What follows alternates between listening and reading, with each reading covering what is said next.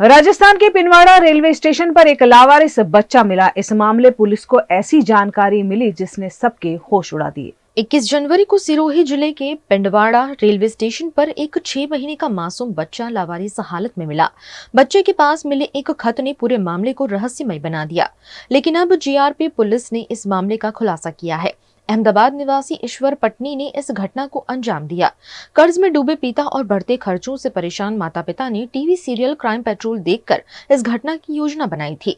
ईश्वर और उसकी पत्नी ने फैसला किया था कि बच्चे को रेलवे स्टेशन पर छोड़ने के बाद दोनों आत्महत्या कर लेंगे, ताकि दुर्घटना का बहाना बनाकर उनके बच्चे को इंश्योरेंस की राशि मिल सके। पुलिस की त्वरित कार्यवाही से न सिर्फ बच्चे को सुरक्षित बचा लिया गया, बल्कि माता पिता को भी इस घातक कदम से रोका गया। जीआरपी थाना पुलिस ने मामले को सुलझाकर एक बड़ा हादसा होने से टाल दिया। 21 तारीख को 21 जनवरी को स्टेशन अधीक्षक पिंडवाड़ा ने सूचना दी थी कि एक लावारिस बच्चा मिला है, जिस पर हमने आरपीएफ स्टाफ को पिंडवाड़ा वाले को निर्देशित किया कि वो बच्चे को तुरंत कब्जे में लेकर के उसका मेडिकल करवा करके और सीडब्ल्यूसी सिरोही के समक्ष पेश कर करके उसको बाल सुधार गृह में सुरक्षित देखरेख के लिए रखें। तत्पश्चात थाने से हेड कांस्टेबल मनसाराम व जाब्ते को भेज करके अज्ञात माता पिता की तलाश के भरसक प्रयास किए, लेकिन रात्रि में कोई कामयाबी नहीं मिली। सुबह वापसी में मनसाराम द्वारा स्टेशन अधीक्षक का मीमो व रात भर जो तलाश की गई व अन्य जांच की गई उसके कागजात पेश किए, जिस पर प्रकरण दर्ज कर अज्ञात माता पिता के खिलाफ प्रकरण दर्ज करके अनुसंधान शुरू किया गया। तत्पश्चात मुखबिर खास से सूचना मिली कि एक व्यक्ति रेलवे स्टेशन पिंडवाड़ा पर बच्चे के संबंध में पूछताछ कर रहा था, जिस पर उसको समझाइश की गई कि इसको समझा करके आबू रोड भिजवा दें, भाई बच्चा वहाँ चले जाए, आबू रोड पर मिल जाएगा। तो जैसे ही वो रेलवे स्टेशन पर आया, हमारे स्टाफ ने उसको पूछ करके और थाने ले आए। थाने लाकर उससे गहनता से पूछताछ की गई। तो बच्चे के संबंध में तो कहा भाई बच्चा मेरा ही है, मेरी पत्नी जो है वो थोड़ी मानसिक रोग से ग्रसित है, जिसका इलाज पालनपुर में चल रहा है। कल हम दोनों साथ में थे, लेकिन पत्नी मेरे से बिछड़ गई थी। पत्नी ने भूलवश वो बच्चा वहाँ रख दिया था और वो उसको भूलने की आदत है।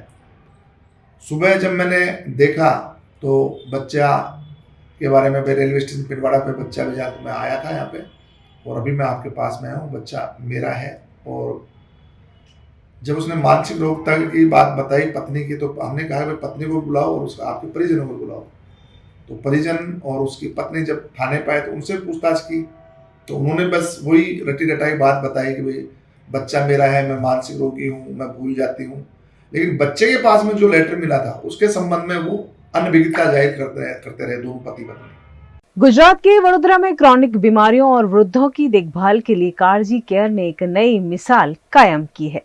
वडोदरा में क्रॉनिक बीमारियों और वृद्धों की देखभाल के लिए काळजी केयर ने एक नई मिसाल कायम की है।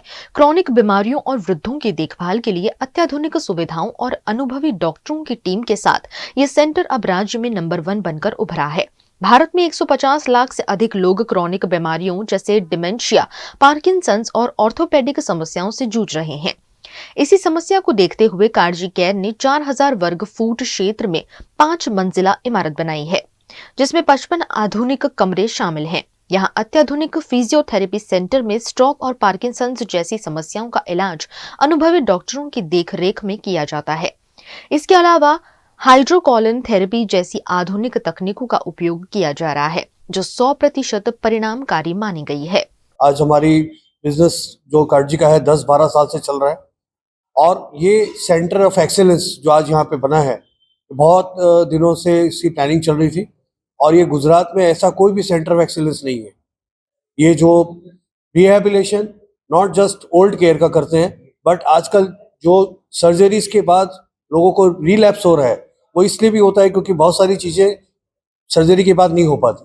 एक सेंटर ऑफ एक्सीलेंस ऐसा बनाया है यहाँ पे जिससे ये चीज़ बहुत अच्छे से हैंडल होगी। और ये सेंटर से हम ये एक्सपेक्ट कर रहे हैं कि आने वाले बहुत सारी डिजीजेस में जिनके लॉन्ग टर्म इश्यूज रहते हैं वो इसके रिहेबिलिटेशन के कारण शॉर्ट वे में क्लियर हो सके। કાળજી કેર અને રિહેબિલિટેશન છેલ્લા 14 વર્ષથી વડોદરામાં કાર્યરત છે। આગામી 24 જાન્યુઆરીએ રવિવારે આપણે આજે નવું રિહેબ સેન્ટર બનાવ્યું છે એનું ઓપનિંગ કરી રહ્યા છે. આ રિહેબ સેન્ટરની ખાસિયત એ છે કે લોંગ ટર્મ ક્રોનિક કન્ડિશનવાળા જે પેશન્ટ્સ હોય છે, કે સ્ટ્રોકના પેશન્ટ છે, પાર્કિન્સન ડિસીઝના પેશન્ટ છે, સ્પાઇનલ કોર્ડ ઇન્જરીના પેશન્ટ છે, કે એવા પેશન્ટ છે જે અત્યારે રિસેન્ટલી સર્જરી કરીને આવ્યા હોય, તો અમુક અમારે હિપ ફ્રેક્ચર્સ બહુ કોમન થતું હોય, તો એવા કેસીસમાં ઘરે થેરાપી કરાવીને અટેન્ડન્સ ને બધું રાખવું મુશ્કેલ હોય છે. તો આ ફેસિલિટીમાં 55 કમ્ફર્ટેબલ રૂમ્સ છે અને 4000 સ્ક્વેર ફૂટના એરિયામાં અલગ અલગ થેરાપીસ આપણે આપીને દરેક કેટેગરીના દર્દીને આપણે સાજા કરીને, સ્વસ્થ કરીને, ચાલતા કરવાનો પ્રયત્ન કરીએ છીએ, જેથી એ લોકો પાછા ઘરે જઈને એમનું રોજિંદા કાર્ય આત્મવિશ્વાસ સાથે સારી રીતે કરી શકે. गुजरात के वडोदरा में सांसद डॉक्टर हेमांग जोशी द्वारा महिलाओं पर बनी गुजराती फिल्म उम्रो की स्क्रीनिंग की गई, जिसमें महिलाओं के लिए फ्री एंट्री रखी गई. सांसद डॉक्टर हेमांग जोशी द्वारा फिल्म की स्पेशल स्क्रीनिंग के मौके पर बड़ी संख्या में महिलाएं जुड़ी, जिन्होंने महिला सशक्तिकरण पर बनी इस फिल्म का खूब आनंद लिया.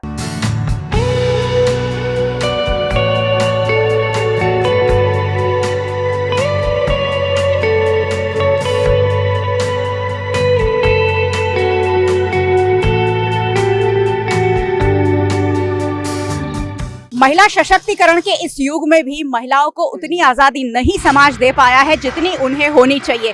खासकर जब महिलाओं को उम्रो यानी घर की दहलीज लांघ कर बाहर जाना होता है तो महिलाओं को बहुत कुछ करना पड़ता है, बहुत कुछ सोचना पड़ता है, और उसी पर एक खास फिल्म उम्रो बनाई गई है। काजल ओझा वैद्य समेत के बहुत सारे कलाकार हैं और आज उसकी खास स्क्रीनिंग वडोदरा के सांसद डॉक्टर हेमांग जोशी द्वारा रखी गई है और वडोदरा भारतीय जनता पार्टी की महिला नेताएं भी यहाँ पहुंची है। विधायक मनीषा वकील हमारे साथ है। मैम, उम्रो एक खास सब्जेक्ट के साथ बनी हुई फिल्म जो महिलाओं को एक आज़ादी जो समाज नहीं दे पाया है उस पर बनी है, क्या कहेंगे? बिल्कुल, आज जो हमारे वडोदरा के सांसद डॉक्टर हेमांग जोशी ने एक शो रखा है, वडोदरा की बहनों के लिए रखा है, और मूवी का जो मोरल है, जो उसकी जो वैल्यू है वो ये है कि जब कोई स्त्री पूरे दिन घर पे काम करती है और अपने परिवार में व्यस्त रहती है और अपने कहीं पे वो जॉब करती है तो जॉब में व्यस्त रहती है, तो अपने लिए कभी टाइम नहीं निकाल पाती है वो।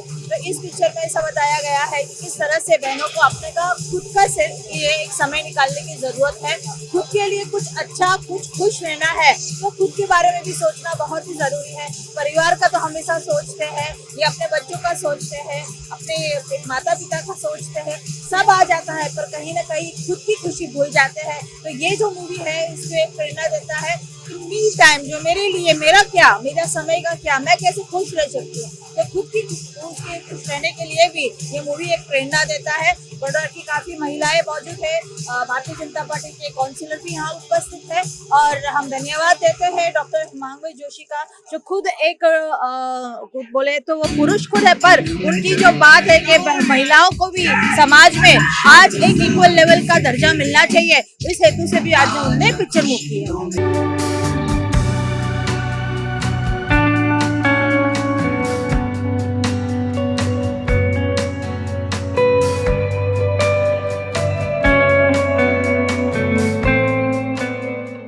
के लिए भी जरूर है कि उनका खुद का समय उन्हें दिया जाए, और जब महिलाएं खुश रहेगी तो पूरा समाज अपने आप खुश रहेगा। Himanshu sales corporation, your trusted destination for top quality consumer electronics since 1994। TV showroom से शुरुआत करने के बाद अब गुजरात के अलग अलग शहरों में हिमांशु सेल्स के electronic super stores, TV, washing machine, fridge, water purifier, vacuum cleaner, water cooler, mixer, OTG और वाटर हीटर, डिफरेंट और अपडेटेड टेक्नोलॉजी के इलेक्ट्रॉनिक अप्लायंसेस हिमांशु सेल्स में अवेलेबल। इस दिवाली अपने घर को नए इलेक्ट्रॉनिक अप्लायंसेस से सजाने विजिट करें Himanshu sales corporation. Himanshu sales corporation, G2 silver plaza, old Padra road, Vadodara, Gujarat.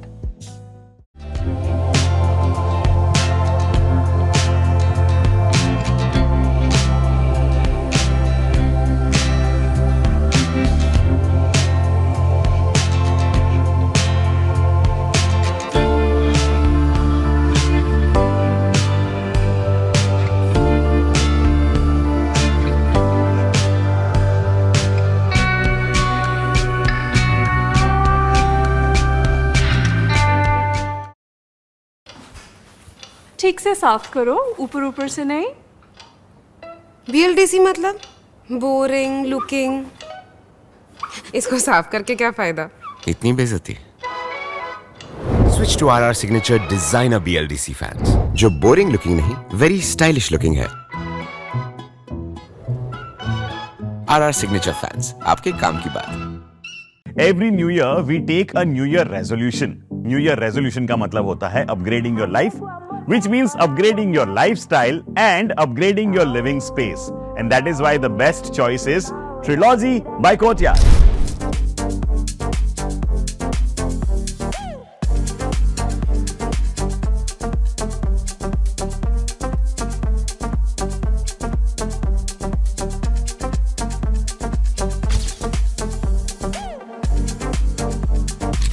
Trilogy by Courtyard.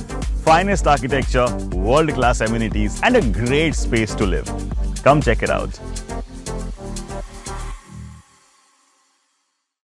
Paneri embroidery अब नए रंग रूप में।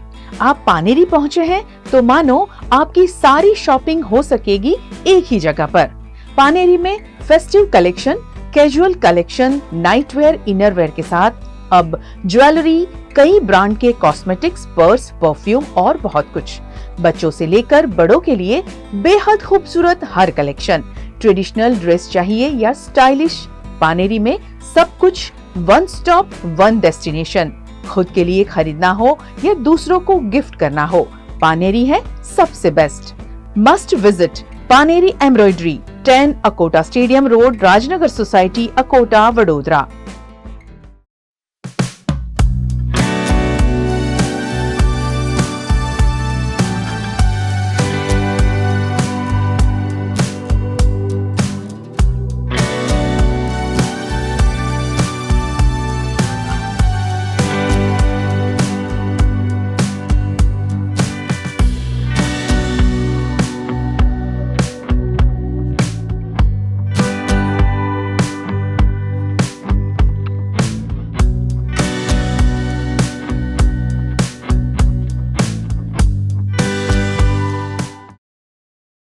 गुजरात के मेहसाणा के करण नगर में ब्रिज के मरम्मत कार्य के दौरान बड़ा हादसा हुआ। मेहसाणा जिले के कड़ी के पास करण नगर और बोरीसणा गांव को जोड़ने वाली ब्रिज का मरम्मत कार्य चल रहा था। इस दौरान नर्मदा कैनाल पर बने ब्रिज के मरम्मत के दौरान एक बड़ा ब्लॉक अचानक धराशायी हो गया। ब्लॉक गिरने की वजह से एक JCB मशीन भी क्षतिग्रस्त हो गई। घटना तब हुई जब मशीन का टायर पंचर हो गया था और उसे बदलने का काम चल रहा था। घटना के दौरान मौके पर कोई व्यक्ति मौजूद नहीं था, जिससे एक बड़ा हादसा होने से टल गया। इस घटना में किसी भी प्रकार की जान माल की हानि नहीं हुई है। फिलहाल प्रशासन द्वारा मामले की जांच की जा रही है और ब्रिज की मरम्मत का कार्य सावधानी पूर्वक किया जा रहा है। मध्य प्रदेश के मंदसौर में एक शख्स का नाम कुछ ऐसा रखा गया है जिसे सुनकर आपको ताज्जुब हो सकता है। मंदसौर में एक शख्स का नाम 26 जनवरी है। इस नाम से गर्व तो महसूस होता ही है, लेकिन कई बार स्थिति और सहज हो जाती है। 26 जनवरी यह सुनते ही हर हिंदुस्तानी का सीना गर्व से फूल जाता है। मंदसौर डाइट कॉलेज के शासकीय कर्मचारी के रूप में 60 वर्ष से एक आदमी काम करता है। उनके नाम के पीछे की कहानी भी बड़ी रोचक है, जो इन्होंने बताई है। इस विषय में मेरे पिताजी को, जब हेडमास्टर साहब थे, वो भी टीचर थे, उनको माल सूचना दी गई कि आपके घर बेटा पैदा हुआ, तो सवेरे 8 बजे झंडे बंधन का समय था। उन्होंने सोचा कि मेरे बच्चे का नाम ये 26 जनवरी रखूंगा। सहयोग से मैं पहली कक्षा में जब भर्ती कराया गया तो मेरा पिताजी ने 26 जनवरी नाम रखा गया और रजिस्टर में यही नाम लिखा गया। जब मैं 5वीं बोर्ड परीक्षा में आया तो मेरे हेड मास्टर साहब ने नोटिस दिया कि ये नाम बोर्ड परीक्षा में जाने के बाद चेंज नहीं होगा, आप चेंज करना हो तो कर सकते हो, नहीं तो फिर ये हमेशा के लिए यही रहेगा। तो मेरे पिताजी ने लिखित में दिया कि नहीं, यह नाम मेरे बच्चे का यही रहेगा। वो नाम अभी तक चला आ रहा है। चौक जाते हैं, स्कूल में भी अलग से मेरे को निगाह से देखा जाता है कि यह 26 जनवरी है, इसका नाम पता पूछने की जरूरत नहीं पड़ती है। और कहीं इलेक्शन में भी मुझे ड्यूटी लगाई जाती है तो उनको अचंभित होते हैं कि यार इस आदमी को देखेंगे, और उन्हें मुझे बुलाकर देखते हैं, उसके बाद साइन करते हैं। मुझे गर्व महसूस होता है और मुझे अच्छा खुशी होती है।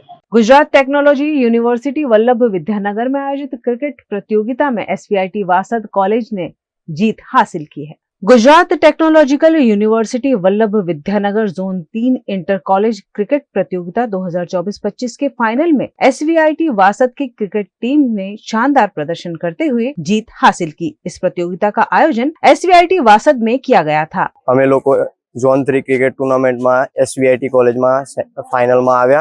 અમારું કોલેજનું મેનેજમેન્ટ ખૂબ સરસ છે। SVIT નું ગ્રાઉન્ડ સ્ટાફ અને અમ્પાયરિંગ ખૂબ સરસ છે। આજે મેં આ ટુર્નામેન્ટનો વિદ્યાનગર ઝોનનું GTUની ટુર્નામેન્ટ જે છે એમાં હું હાઈએસ્ટ રન સ્કોરર છું। મારા ટોટલ રન છે 386 અને બધું SVIT નું મેનેજમેન્ટ બહુ સારું હતું। ગ્રાઉન્ડ બહુ સારું હતું। અમે લોકોએ બહુ સારું ફાઇટિંગ મેચ રમ્યા BVM ના સામે અને ફાઇનલમાં જીત્યા। અમે લોકો બહુ સારું લાગ્યું। અમારી કોલેજમાં ઇન્ટરઝોનલ કોલેજ ઝોન 3 કોલેજની ક્રિકેટની ટુર્નામેન્ટ કરવામાં આવી હતી, જેમાં અમે લાસ્ટ યરની ચેમ્પિયન્સ BVM ને સેમીફાઇનલમાં હરાવીને ફાઇનલમાં આવ્યા અને ફાઇનલમાં આવીને અમે ખંભાતની ફાર્મસી કોલેજને હરાવી, જેમાં સૌથી મોટો હાથ અમારા બોલર્સ અને બેટ્સમેનનો હતો, જેમને બોલર્સે ખૂબ મસ્ત વિકેટ લીધી અને બેટ્સમેને સારી બેટિંગ કરી। गुजरात के भावनगर के तलाजा तालुका के दाठा पुलिस स्टेशन के पास एक दिल दहलाने वाली घटना सामने आई है। भावनगर में एक नाबालिग लड़की के साथ दुष्कर्म का मामला दर्ज किया गया है। जानकारी के अनुसार तलाजा तालुका के करण ढापा नामक व्यक्ति गांव में एक अकेली बच्ची के पास गया और उसके साथ जबरदस्ती दुष्कर्म किया।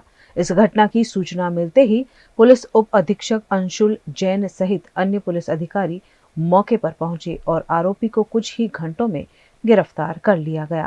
गई तारीख 21/1 रोज दाठा पोलीस स्टेशन विસ્તારમાં આવેલ આંબલા ગામમાં એક દુર્ભાગ્યપૂર્ણ બનાવ બન્યો હતો, જેમાં એક સગીર વયની દીકરી સાથે દુષ્કર્મ થયો હતો।